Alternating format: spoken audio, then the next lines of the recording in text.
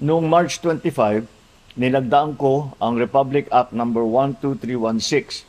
Itong batas na ito ay nagbibigay sa akin ng kapangyarihang suspindihin ang excise tax sa langis kapag kinakailangan. Magtatagpo ang DBCC ngayong linggo para ibigay ang kanilang pag-aaral dito sa bagay na ito sa excise tax. Sa bisa ng EO 110, may kakayahan na ang Department of Energy na magrekomenda ng aksyon sa ERC tungkol sa operasyon ng tinatawag na Wholesale Electricity Spot Market o WESM upang mabantayan ang presyo ng kuryente at maiwasan ang biglaang pagtaas nito. Simula March 26, pansamantalang sinuspindi ng ERC ang WESM. Ibig sabihin, ipatutupad na ang optimal dispatch ng mas murang energy source tulad ng renewable. Magkakaroon din ng kontrol ang gobyerno sa presyuhan sa WESM.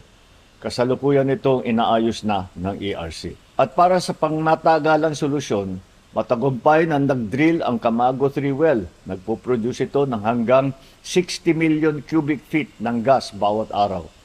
Ang Malampaya gas ay nagkakahalaga ng 480 na piso kada kilowatt hour. Ang imported na LNG naman ay 10 piso at 30 sentimo. Malaki po ang pagkakaiba. At ito ay sarili nating yaman.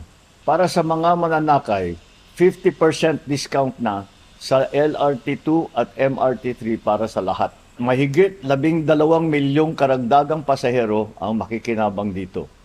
Patuloy din ang libreng sakay sa Metro Manila, sa Metro Cebu at sa Metro Davao. May temporary toll discount para sa mga jeepney sa bus at sa freight food transport sa NLEX, SLEX at STAR. Simula April 15, piso na lang ang RoRo terminal fee para sa mga sasakyang may dala ng agricultural products.